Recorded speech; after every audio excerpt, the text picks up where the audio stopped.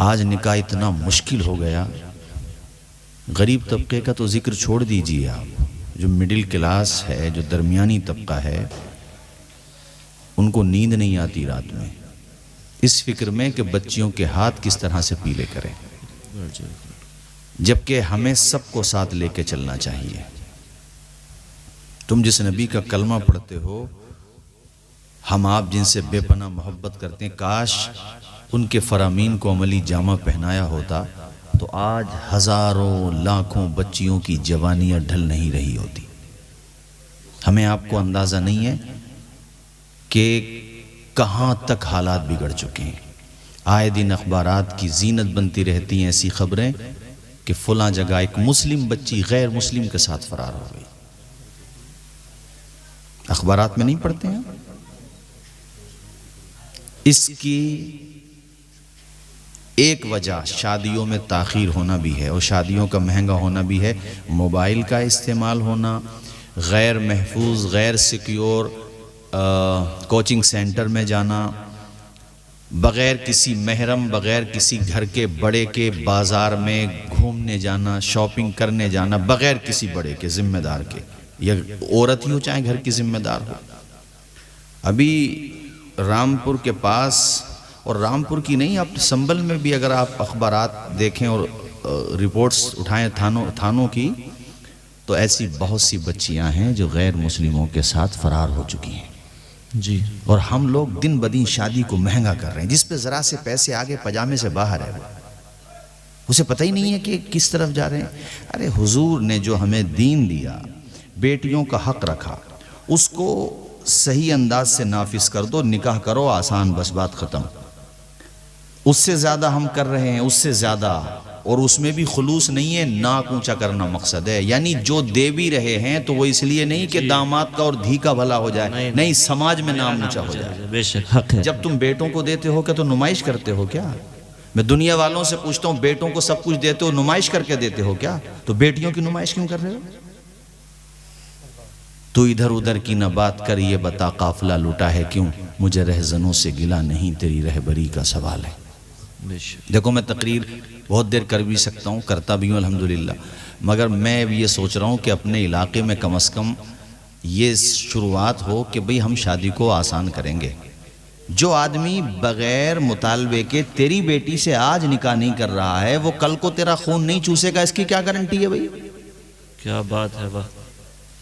بیٹی کا ہاتھ اس کے ہاتھ میں دو جسے تم سے مطلب ہو، تمہاری مالیت سے مطلب نہ ہو، وہ تمہاری مرضی ہے کہ تم اپنے داماد کو کیا دے دو۔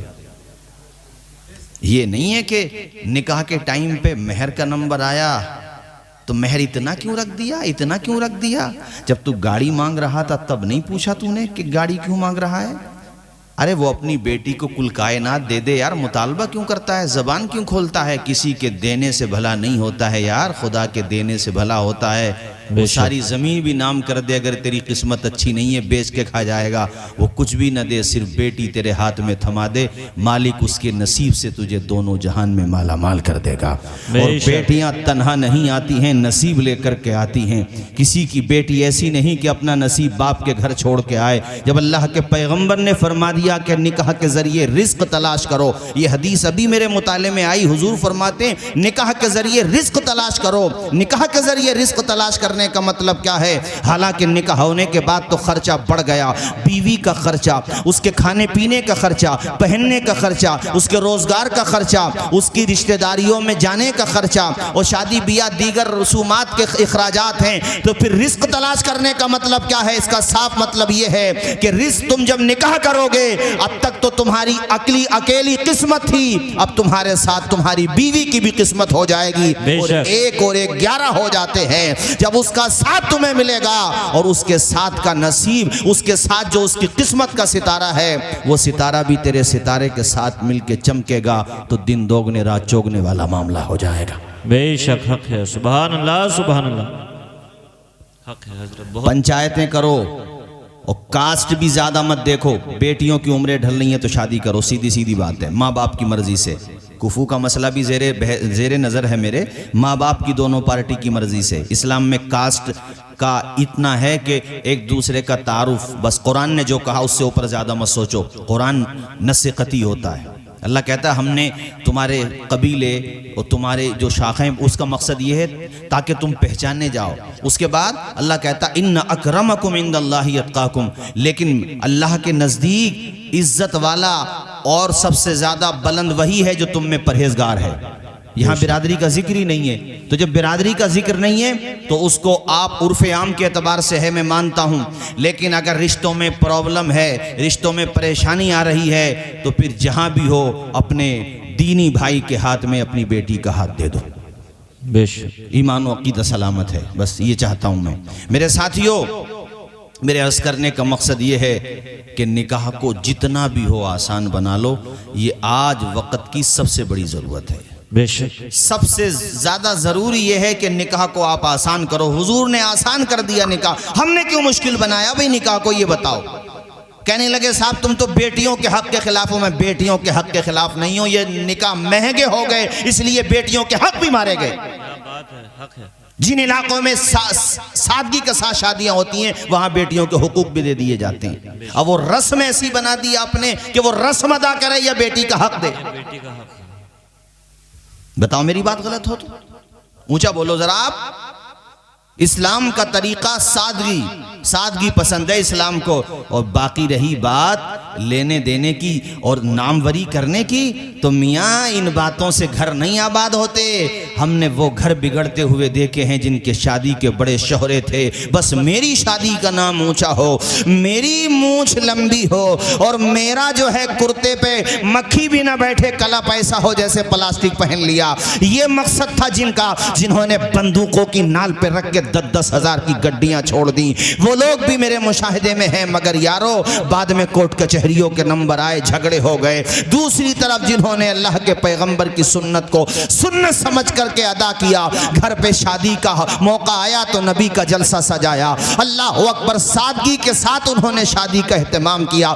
رسم و رواج سے مجبور تھے مگر بڑھاوا نہیں دیا۔ ان کے گھروں کو ہم نے دیکھا، اگرچہ ان کی دلہن اپنے ساتھ جہیز کا زیادہ سامان نہیں لائی مگر سینے سے لگا کے قرآن لائی، اور جب اس کے پاؤں گھر میں پہنچے تو گھر میں برکتیں ہی برکتیں نازل ہونے لگی۔ بے شک نعرہ تکبیر، نعرہ رسالت، مسلک اعلیٰ حضرت مولانا توصیف رضا مصباحی، جشن شادی خانہ آبادی۔ سبحان اللہ سبحان اللہ۔ واہ واہ۔ اب پتہ کیا ہو رہا ہے؟ گھر میں 3 بیٹیاں ہیں، 4 بیٹیاں ہیں، تو ایک بیٹی کا رشتہ ہو گیا تو اب وہ باپ دوسری بیٹی کے رشتے کا انتظار کر رہا، چونکہ مجبور ہے، ایک ساتھ شادی کرے گا، پھر 1 سال کے بعد کیسے شادی کرے گا؟ یہ سراسر سماج کی زیادتی ہے۔ قیامت کے دن گریبان پکڑ کے پوچھا جائے گا سب سے کہ تم نے ایسی سوسائٹی کیوں تشکیل دی کہ اس کی بیٹی کو انتظار کرنا پڑے، اور اس میں کیا ہوتا ہے پھر وہ انتظار میں وہ رشتہ چھوٹ جاتا ہے، اب پھر دوبارہ رشتہ کرو۔ کیا یار ڈرامہ ہم لوگوں نے ہمارے سماج میں کیوں پیدا کیا؟ ہم نے ہونا یہ چاہیے تھا جس کا رشتہ ہوتا رہے، آسانی سے نکاح کرتے رہو، جو خرچ کرنا ہے وہ دھی داماد کو دے دو۔ اتنے لمبے کھانے، وہ یار رسم و رواج کو میں بھی جانتا ہوں، مگر میں یہ کہنا چاہتا ہوں اضافے نہیں ہونا چاہیے۔ ہمارا معاشرہ ایسا ہے کہ دن بدن اضافے کرتا چلا جا رہا ہے، بجائے گھٹانے کے بڑھاتا چلا جا رہا ہے۔ او یار اپنے آپ کو سدھارو، اللہ کے پیغمبر کی سیرت دیکھو، میرے نبی سے امیر کون ہوگا؟ وہ تو مالک جنت ہیں، اشارہ کر دیں سورج پلٹ کے آ جاتا ہے، انگلی اٹھا دیں چاند اپنے سینے کو چیر دیتا ہے۔ اللہ کے پیغمبر وہ ہیں، ہم سب کی ماں ام المؤمنین عائشہ صدیقہ فرماتی ہیں، حضور نے فرمایا عائشہ لو شئت لسارت معی جبال الذھب، عائشہ اگر میں چاہوں تو میرے ساتھ یہ پہاڑ بھی سونے کے ہو جائیں اور ساتھ ساتھ چلنے لگیں۔ اللہ اکبر، ایسی عظمتوں والا پیغمبر اپنی بیٹی کی جب شادی کر رہا ہے تو ذرا دیکھو کس سادگی کے ساتھ کر رہا ہے۔ حضور چاہتے تو اتنا جہیز دیتے کہ آدم سے لے کر عیسیٰ روح اللہ تک، اور عیسیٰ روح اللہ سے محمد الرسول اللہ تک، اور محمد الرسول اللہ سے قیامت تک، اتنا جہیز کوئی نہیں دے سکتا تھا جتنا حضور دے دیتے۔ مگر میرے حضور نے تو گدہ بھی وہ دیا جس میں روئی نہیں بلکہ کے کھجور کی چھالیں بھری ہوئی تھیں. اللہ اکبر. حضور نے یہ کیوں کیا بتاؤ؟ ہم گنہگاروں کا خیال کیا.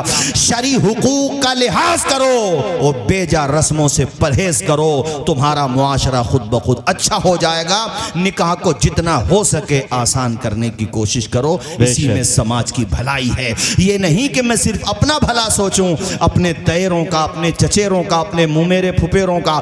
ارے ہر آدمی مالدار ہوتا ہے مگر رشتہ داروں میں یار مولانا ناظم صاحب غریب بھی تو ہوتے ہیں. ہم کم سے کم اپنا خیال تو کریں. میں نے باز کو دیکھا ہے, اگر بیٹی والوں کی طرف سے ذرا سی کمی ہو جائے, کہا تھا 4 ویلر کو انہوں نے 2 ویلر دے دی تو بھویں چڑی رہتی ہیں. سلیقے سے بیٹی کو رکھ نہیں سکتے, اسے پریشان کرتے ہیں, اسے تانے دیتے ہیں. او نادانو, تانے کیوں دے رہے ہو کسی کی دھی بیٹی کو؟ اپنے باپ کو چھوڑ کے آئی ہے, وہ اپنے بھائی کا پیار چھوڑا ہے, اپنی بہن کو روتے ہوئے چھوڑا ہے, اپنی ماں کا آنچل بھیگتے ہوئے دیکھا ہے, مگر تمہارے گھر پہ آئی ہے. اسے سہارا دو, اسے دلہن کی نظر سے نہیں بلکہ بیٹی کی نظر سے دیکھو. ماں باپ کو چاہیے کہ بیٹی کی نظر سے دیکھیں. انشاءاللہ ایک دن وہ آئے گا کہ وہ تمہیں ساس سسر کی نگاہ سے نہیں دیکھے گی, اپنے ماں باپ کی نگاہ سے دیکھے گی. تمہارا ڈانٹنا اسے برا نہیں لگے گا بلکہ اسے تمہارا ڈانٹنا اچھا لگے گا.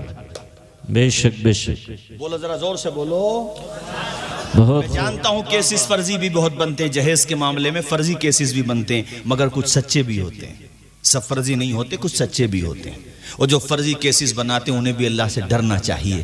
فرضی کیس بنانا یہ حرام ہے, آپ کسی کو پریشان نہ کریں. اگر نہیں نبھ رہی ہے تو شریعت کے دائرے میں طلاق احسن, خاموشی سے 4 پنچوں کے درمیان, 4 لوگوں کے درمیان بات ہو جائے, اس سے اچھی بات نہیں ہے. کورٹ کچہریوں سے بچنا چاہیے, مسلمانوں کی بدنامی ہوتی ہے, بے عزتی ہوتی ہے. ٹریپل طلاق کا مسئلہ سپریم کورٹ تک پہنچا, پوری دنیا میں ہماری رسوائی ہوئی. اس کے ذمہ دار کوئی اور نہیں تھے, ہم اور آپ ہی تھے. ایک بیٹھک میں مطلب حرام طریقے پہ طلاق دی جا رہی تھی. وہ یار آج بھی بعض لوگ نادانی کرتے ہیں. میں اتنا کہنا چاہتا ہوں, ادھر ادھر بھٹکنے کی ضرورت نہیں ہے. رسم و رواج میں کتنے ہی بہتے چلے جاؤ, لیکن سکون اگر چاہتے ہو تو تمہیں حضور کی چوکھٹ پہ آنا ہی پڑے گا. کہ محمد سے وفا تو نے تو ہم تیرے ہیں, یہ جہاں چیز ہے کیا لوح و قلم تیرے ہیں.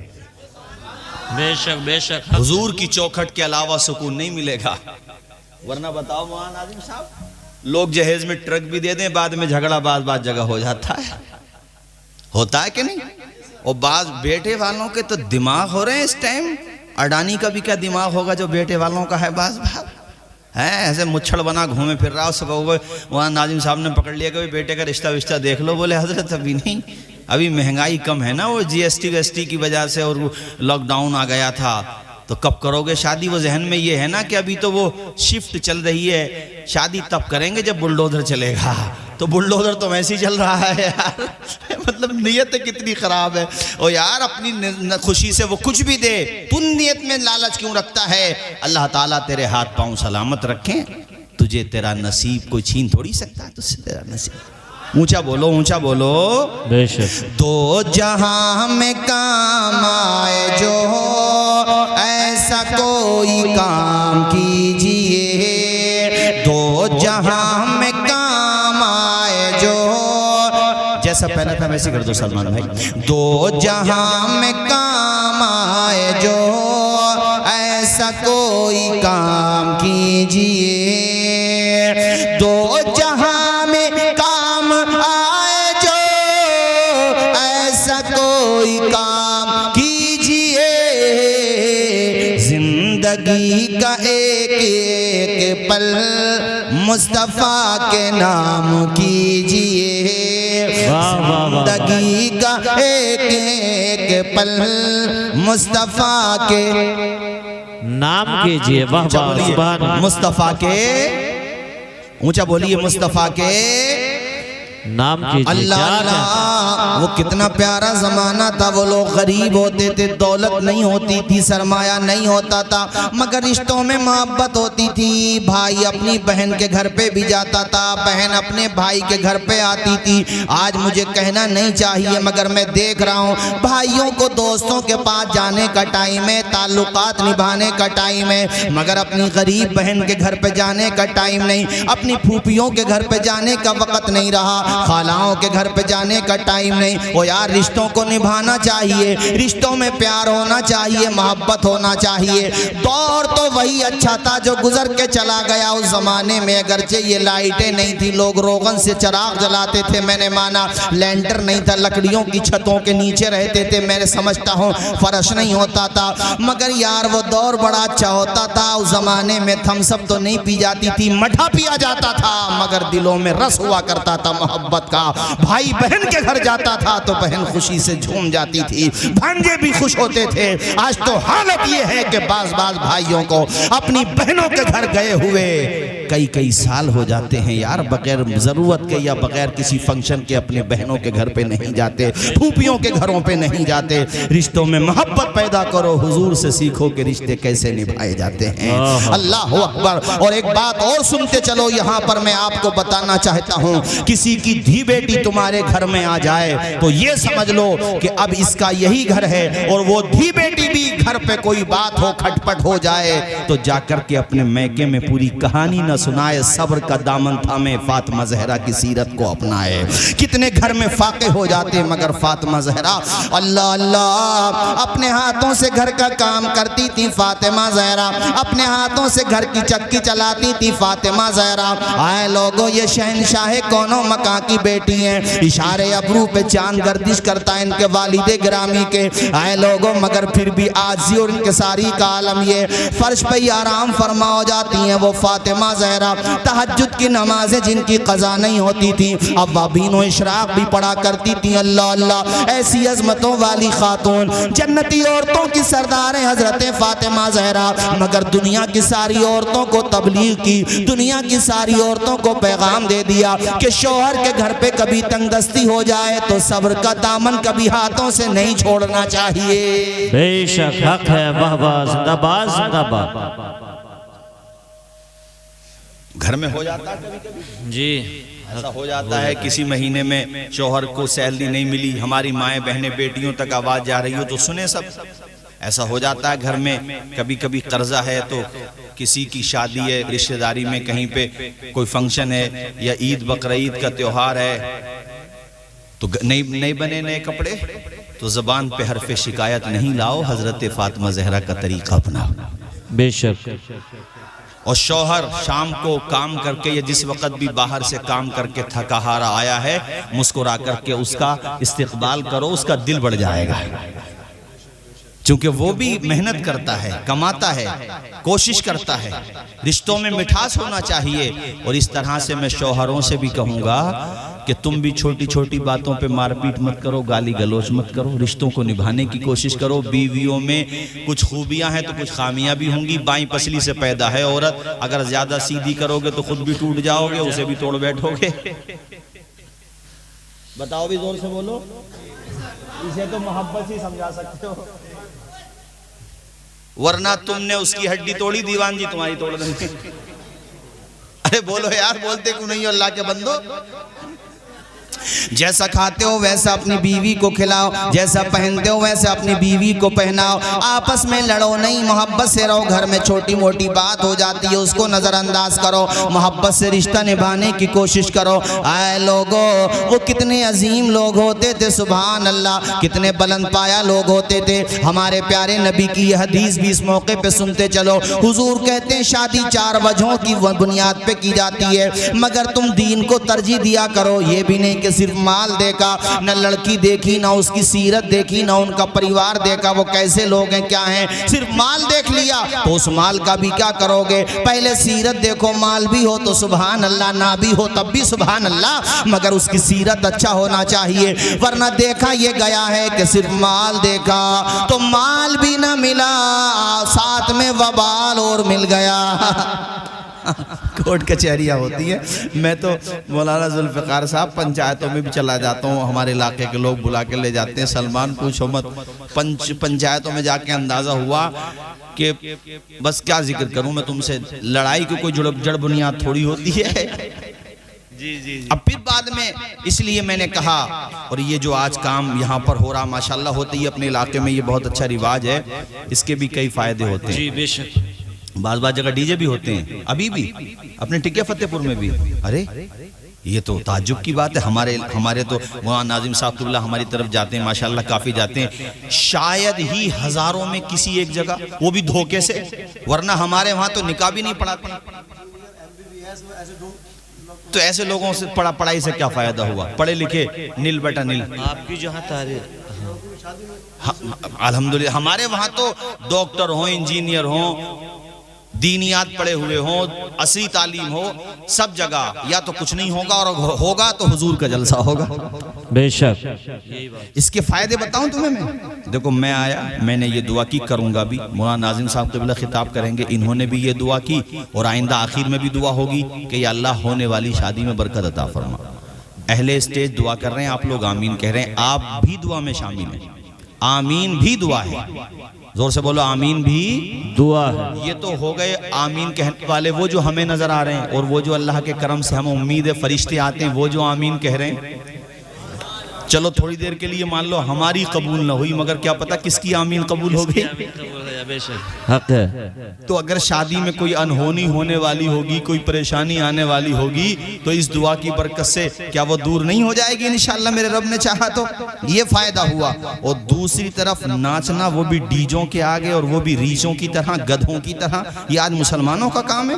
کسی دور میں نہیں رہا, مگر آج تو ہمیں خود سوچنا چاہیے کہ ہم کھڑے ہوئے کہاں ہیں. ابے دنیا ہنس رہی ہے ہمارے اوپر, اور ہم شادیوں کو ایک تو مہنگا کر رہے ہیں, اور دوسری طرف بالکل کلی تو ارے وہ مہنگا ہو رہا ہے تو کم از کم اس میں یہ کہہ سکتے ہیں کہ مہنگا ہو گیا, مگر یہ ڈیجوں کے آگے ریچوں کی طرح ناچنا یہ تو حرام ہو گیا. بے شک حق ہے. اور وہ بھی شادی کے موقع پر. اور میں نے, آپ برا مت مانیو, میں نے بھی بہت سی شادیاں دیکھی ہیں جس میں ڈیجوں کی طرح, ڈیجوں کے آگے ریچوں کی طرح ناچ رہے تھے, تو بعد میں دونوں طرف سے رشتہ داروں نے جو نچایا ہے نا لڑکی اور لڑکا کو, تو پوچھو مت, حالات خراب ہو جاتے ہیں. ایسا بھی ہوتا ہے. مولانا صاحب کے پاس پہنچے, مولانا صاحب پہلے تو بہو کہنا نہیں مانتی تھی, اب بیٹا بھی کہنا نہیں مانتا, کوئی تعویذ دے دو تاکہ بیٹا تو کم سے کم قبضے میں آ جائے. مولانا بھی جلے بھنے بیٹھے تھے, انہیں پتا تو تھا ہی کہ اس نے بھی ڈیجے خوب نچایا. بڈھے نے 80 سال کا ہے, منہ میں دانت نہیں, پیٹ میں آت نہیں, ٹھمکے یہ بھی بہت لگا رہا تھا. انہیں بھی یاد آیا تو کہا ارے تو تعویذ لینے آیا ہے, کیا کرے گا, خود ہی الٹا جا کر کے لٹک جا, پھر بھی کچھ ہونے والا نہیں ہے. کیونکہ جس کی سنت ادا کرنا تھی تو نے اس پیغمبر کی سنت کی بے حرمتی کی ہے. بے شک بے شک. یار شکریہ تو حضور کا ادا کرنا چاہیے کہ حضور نے ہمیں نکاح جیسی پیاری سنت عطا فرمائی. بجائے شکریہ ادا کرنے کے کھیل تماشے شروع ہو گئے. امروہہ کے پاس بارات گئی تھی, سنو یار سچی بات سنو, امروہہ کے پاس بارات گئی تھی, راستے بھر ناچتے ہوئے گئے, طوفان بدتمیزی کی حد کر دی, اور یہ جو جوان ہوتا ہے نا, جوانی دیوانی باولے پن کی حد کر دی. کھڑکیوں سے نکل کے ناچ رہے تھے. ایسا بھینکر ایکسیڈنٹ ہوا کہ دولہے کا وہ بھیجا پولوتھین میں بھر کے لانا پڑا تھا. چشمدید گواہ موجود ہیں ابھی بھی اس واقعے کے. ایک چشمدید گواہ نے مجھے بتایا, وہ موجود ہے, اس واقعے کا راوی موجود ہے, اس نے مجھے بتائی یہ بات. پولوتھین میں بھر کر کے لے کر کے آئے. خوشی کے ساتھ دنیا میں ہزاروں غم بھی ہوتے ہیں, جہاں بجتی ہے شہنائی وہاں ماتم بھی ہوتے ہیں. ڈرنا چاہیے, اللہ خوشی دینا جانتا ہے تو واپس لینا بھی تو جانتا ہے. بے شک حق. یہ ہوا ہے کام جو آج نظر آ رہا ہے, اور یہ ہمارے حضرت مولانا ناظم صاحب کی محنت کا اثر نظر آ رہا ہے. اللہ خوش رکھے مولانا ناظم صاحب کو, مولانا سلمان صاحب کو. آپ محنت کیجئے, انشاءاللہ اچھا رزلٹ آئے گا. اور یہ جو ڈیجوں کا رواج ہے یہ بھی دھیرے دھیرے ختم ہو جائے گا, مگر ان کے ساتھ میں تمہیں بھی پاؤں سے پاؤں ملا کے, کاندھے سے کاندھا ملا کے چلنا پڑے گا, تب یہ رواج یہاں سے ختم ہوگا. میں تو کہتا ہوں جلسوں میں کہ جو ڈی جے باجوں کے ساتھ بارات لائیں, تہدیداً اور خوف دلانے کے لیے ان کے نکاح نہ پڑھائے جائیں, کم از کم کچھ تو خوف پیدا ہوگا سماج میں. کیا رائے ہے آپ کی بتاؤ؟ جوانوں کی آواز نہیں نکل رہی, بھلے آدمیوں کی, ان لوگوں کی. ارے کیا رائے ہے بولو, صحیح ہے کہ نہیں بات بولو. یار تم غیر شرعی طریقے نہیں چھوڑ سکتے. یہ واقعہ پھر میں ختم کرتا ہوں. حضرت حنظلہ ذرا دیکھو, آج ہی شادی ہوئی ہے, نئی نویلی دلہن ہے, اور اپنی بیوی سے ملاقات بھی کر چکے ہیں. کان کے پردوں سے آواز ٹکرائی کہ اہل حق کو میدان میں جانا ہے, جنگ کے میدان میں. اپنی بیوی سے کہا, میری بیوی اگر واپس آ گیا تو انشاءاللہ زندگی گزاریں گے، اور اگر شہید ہو گیا تو تمہیں میری طرف سے اختیار ہے، عدت گزارنے کے بعد آپ دوسری جگہ جا کر نکاح کر لینا۔ نئی نویلی دلہن کو چھوڑ کے جا رہے ہیں، حضرت حنظلہ نام ہے، جنگ احد کا موقع ہے، اور جا کر کے شجاعت کا جوہر دکھایا حضرت حنظلہ نے۔ انہوں نے اپنی بیوی کا ساتھ چھوڑ دیا۔ تم غیر شرعی طریقے نہیں چھوڑ سکتے حضور کی محبت کے لیے۔ وہ جنگ میں جا کر کے جوہر دکھائے اپنی شجاعت کے، اور جب جنگ کا غبار چھٹا، اہل حق کی لاشوں کو جمع کیا گیا، سب کے جسد موجود ہیں، سب کی لاشیں موجود ہیں، مگر حضرت حنظلہ کی لاش نہیں ملتی۔ حضور نے آپ دیدہ ہو کے فرمایا میرے حنظلہ کی لاش کدھر ہے؟ اس کے بعد حضور کے دل پر اللہ کی طرف سے وحی ہوتی ہے کہ حنظلہ کی لاش کو فرشتے آسمانوں پر لے گئے ہیں، اس لیے کہ حنظلہ جب جنگ کرنے آئے تھے تو ناپاکی کی حالت میں تھے، ان کو غسل دینے کے لیے آسمان کے فرشتے لے گئے ہیں، اور اس کے بعد ان کی لاش کو پھر ایک جگہ پر پہاڑی پہ رکھ دیا گیا۔ صحابہ کرام کو اللہ کے پیغمبر نے بھیجا، ان کے جسد اطہر کے پاس صحابہ نے جا کے دیکھا کہ بدن سے پانی کے قطرے ٹپک رہے تھے۔ او یار جب تک بکے نہ تھے تو کوئی پوچھتا نہ تھا، تم نے مجھے خرید کے انمول کر دیا۔ انہوں نے حضور کی محبت کے لیے اپنی جان دے دی، اپنی بیوی کو چھوڑ دیا۔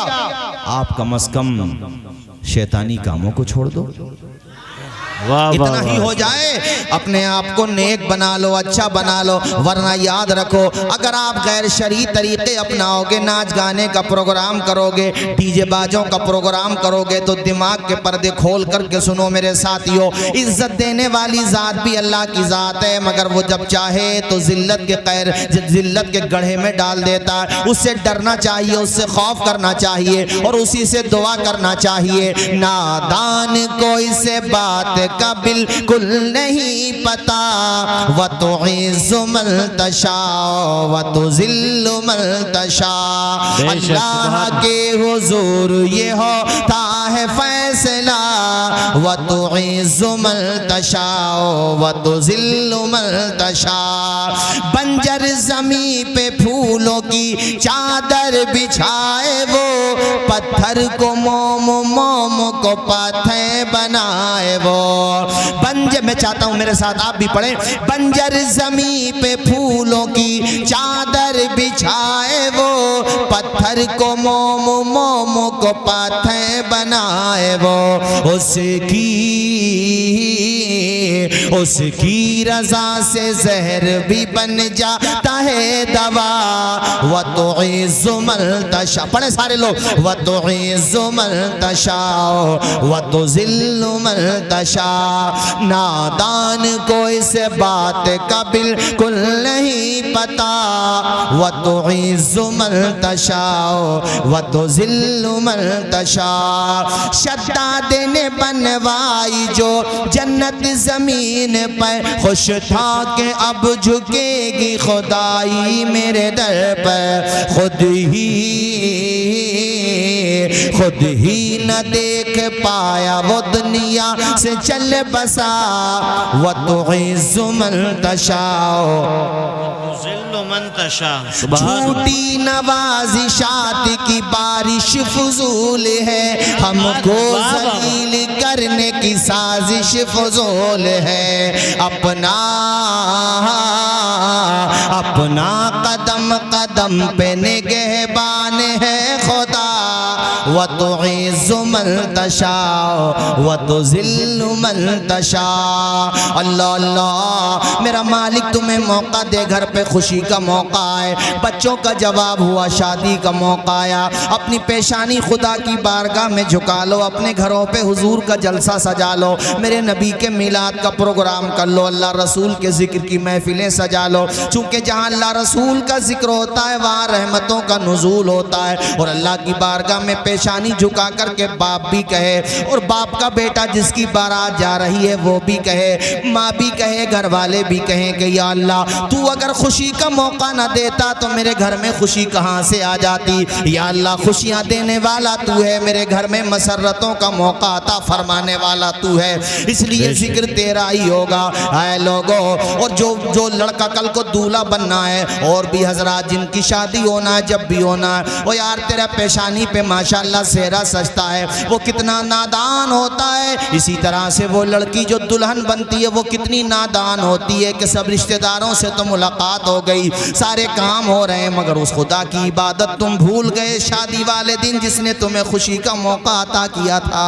بے شک حق ہے، سبحان اللہ، واہ واہ، زندہ باد۔ دولہا مولانا ناظم صاحب بعض دولہا اپنی کیا بولتے ہیں اس کو، حجامت بنانے کیا بولتے ہیں انگلش میں، ارے وہ جو جاتا شیونگ بولتے ہیں، کیا بولتے ہیں یار اسے، ارے فیکٹری لگوانے جو جاتا ہے، فیکٹری بولے ہیں یار، جو بھی ہے،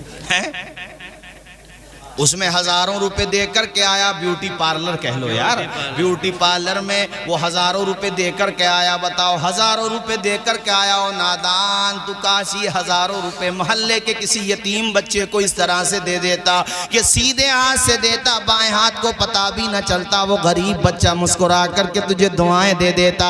اور یاد رکھنا بیوٹی پارلر جانے سے چہرے پہ رونق نہیں آتی میاں، چہرے پہ رونق تو سجدوں سے آتی ہے، نماز سے آتی ہے، وضو کرنے سے آتی ہے، ورنہ کتنے ہی رگڑے جاؤ، کتنے ہی رنگین بن جاؤ، وقتی طور پہ پسینہ آیا سب ختم۔ قوم کی بیٹیاں بھی ایسی ہو گئیں، شادی کا موقع ہو تو اتنی پیک ہو جاتی ہیں کہ اور دنوں میں نماز پڑھتی ہیں، مگر اب اتنا گاڑا ڈارک میں انہوں نے وہ کیا ہے، ارے میوزک بولتے ہیں، کیا بولتے ہیں، ڈینڈنگ پینٹنگ کیا ہے انہوں نے کہ اب وہ نماز نہیں پڑھ رہی ہیں، کیا کہتے ہیں اس کو، میک اپ، ہاں یار مجھے تو نام بھی یاد نہیں آ رہا۔ شریعت میں جائز ہے اپنے شوہر کے لیے، یہ شوہر کی مرضی، شوہر منع کرتا تو نہیں، ارے شوہر ہی کے تو لیے ہے، اور شوہر منع کر رہا تو چھوڑو۔ اللہ اکبر، زندہ باد۔ ارے یار ہمارا نام کیسے جانتے ہو، ہم تو پہلی دفعہ ہیں تمہارے یہاں پر، اللہ خوش رکھے، خیر شاد و آباد رکھے۔ اچھا ماشاءاللہ وہی تو میں کہہ رہا ہوں، میں تو پہلی دفعہ ہوں یار، یہ اللہ خوش رکھے بھئی آپ کو مگر آپ کھڑے ہوئے تو میں ڈر گیا، مجھے اللہ خیر کرے، وہ تو اچھا ہوا، اللہ خوش رکھے۔ کیا نام ہے آپ کا؟ فقیہ الزمان، نام بڑا اچھا ہے ماشاءاللہ۔ جو اچھا یہ بتاؤ تھوڑی دیر اور بولیں یا ختم کر دیں؟ ابھی مجھے ایک جگہ پروگرام میں اور جانا ہے۔ دیکھو بھئی عزیز اتنا ہی رکھو کہ دل بہل جائے، اتنا بھی نہ چاہو سلمان کے دل نکل جائے، اگر دم نکل جائے یا دل تھوڑی نکلے گا۔ یہ ماشاءاللہ سلمان رضا ہیں، شہاب کی خبریں یہی زیادہ تر دیتے ہیں، مجھے بتایا گیا تھا تو تمہارا شہاب بھی ماشاءاللہ بارڈر کراس کر چکا ہے، مجھے پتا چلا ہے۔ خیر اللہ تعالیٰ اس کا بھی سفر مبارک ہو۔ اور ابھی ہمارے مولانا ناظم رضا منظری صاحب بھی تو دیکھ کر کے آئے ہیں مکہ مدینہ، اور دل میں تڑپ تو میرے بھی ہے، بڑی دعائیں کرتا ہوں، اور اپنے لیے نہیں کرتا، آپ کے لیے بھی کرتا ہوں، اپنے بچوں کے لیے بھی کرتا ہوں کہ دکھا دے یا الہی وہ مدینہ کیسی بستی ہے جہاں پہ رات دن مولا تیری رحمت برستی ہے۔ اور انشاءاللہ جب وہ بلائیں گے تو ضرور جائیں گے، جب بلائیں گے تب جائیں گے، ویزا بھی مل جائے گا، اشارہ تو آقا ہی کا ہوتا ہے، جب وہ بلاتے ہیں تو خدا کی قسم سچ ہی کہا تھا، کوئی سلیقہ ہے آرزو کا نہ بندگی میری بندگی ہے، یہ سب تمہارا کرم ہے، آقا کے بات اب تک بنی ہوئی ہے، بے شک وہ خانہ کعبہ اللہ موقع نصیب کرے ہم سب کو، آمین تو بول دو یار، بولیے آمین، بولیے زور سے آمین بولیے، وہ مبارک جگہ سبحان اللہ۔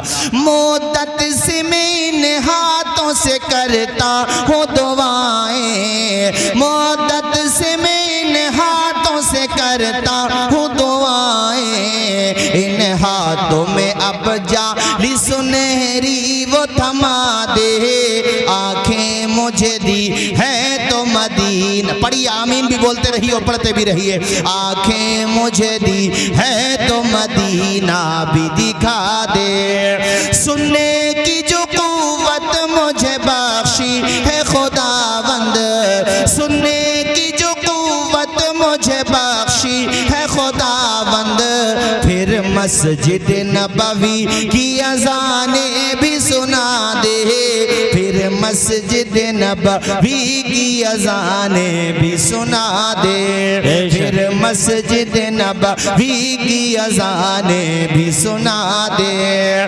حوروں کی نہ غلماں کی نہ جنت کی طلب ہے، مدفن میرا سرکار کی بستی میں بنا دے، آنکھیں مجھے دی ہے تو مدینہ، بولیے مدینہ کی دکھا دے، آمین بولو، حضور چاہیں گے تو ضرور بلائیں، زور سے بولو آمین۔ وہ مبارک جگہ. تو میں یہ کہہ رہا تھا کہ یہ نہیں ہو کہ آج بارات گئی تو پتہ چلا نہ فجر پڑی، نہ ظہر، نہ عصر، نہ مغرب، نہ عشاء. او بھائی خوشی کا موقع اللہ نے دیا ہے، تو نے اللہ ہی کو بھلا دیا. اچھا کتنا ناشکرہ ہے انسان. یعنی جب تک پریشانی میں ہوتا ہے تو اللہ کو یاد کرتا ہے، یا اللہ مصیبت سے نکال دے، میرے مالک پریشانی دور کر دے، قرضے میں ڈوبا ہوا ہوں قرضہ اتر جائے، یا اللہ جب میں ٹھیک ٹھاک ہو جاؤں گا تیرا ہی نام لوں گا. وہ جیسے ہی سمندر سے باہر نکلا تو بالکل بھول گیا اللہ. ایسی ہوا جیسے کوئی کھجور کے پیڑ پہ چڑھا ہوا.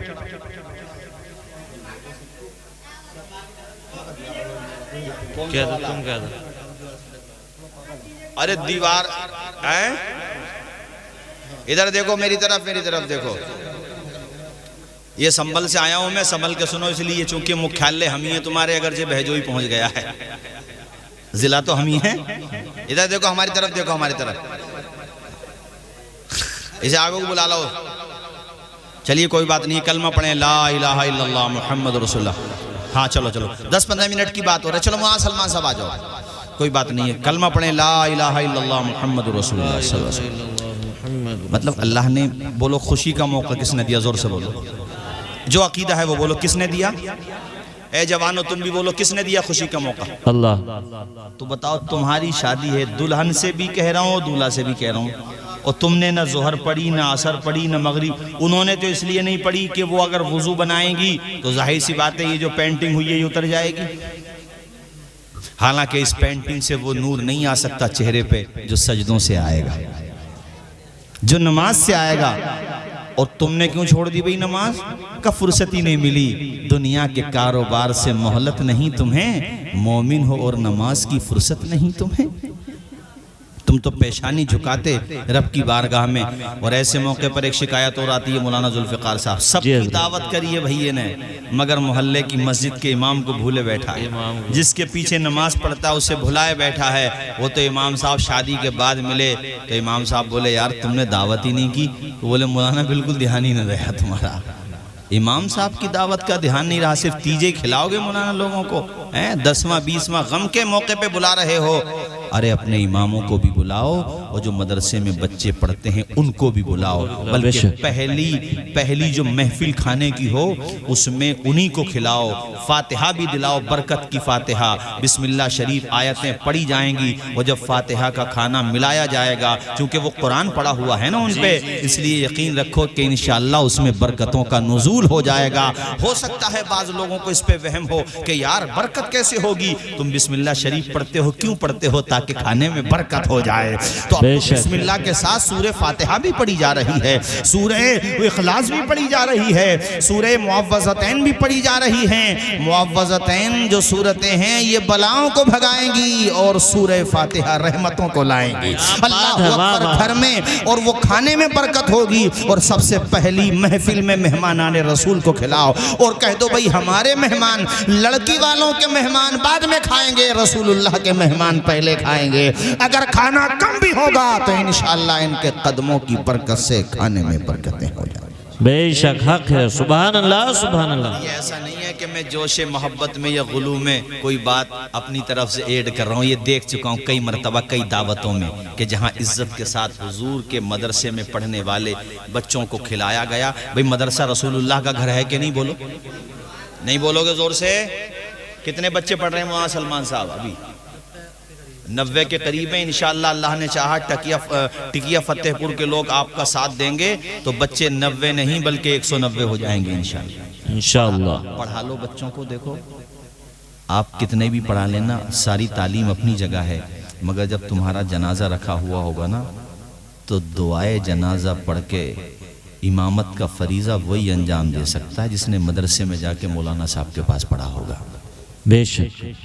ورنہ میری بات کا برا لگ سکتا ہے آپ کو، کروڑ پتی بھی آپ اپنی اولاد کو بنا کر کے چلے گئے نا تو سورہ فاتحہ بھی نہیں پڑھے گا قبر پہ جا کے. اور دوسری طرف وہ بچہ جو مدرسے میں پڑھتا ہوگا تمہارا دم نکل رہا ہوگا اور اس کی آنکھوں سے آنسو نکل رہا ہوگا، اور تمہارے سرہانے پہ بیٹھ کے جب بیٹا سورہ رحمان پڑھے گا، سورہ رات پڑھے گا، سورہ یاسین پڑھے گا تو خدا کے کرم سے ہمیں امید ہے کہ اللہ تعالیٰ اپنے فرشتوں سے فرمائے گا فرشتوں اس بندے اس بندے کی روح کو آسانی سے نکالو، فرشتے کہیں گے مالک یہ تو گناہگار ہے، رب کہے گا میں بھی تو غفار ہوں نا، بخشنے والا ہوں، میں بھی ستار ہوں، گناہوں پہ پردہ ڈالنے والا ہوں۔ تم اس کے گناہوں کو دیکھ رہے ہو، میں اس کے بیٹے کی تلاوت کو دیکھ رہا ہوں۔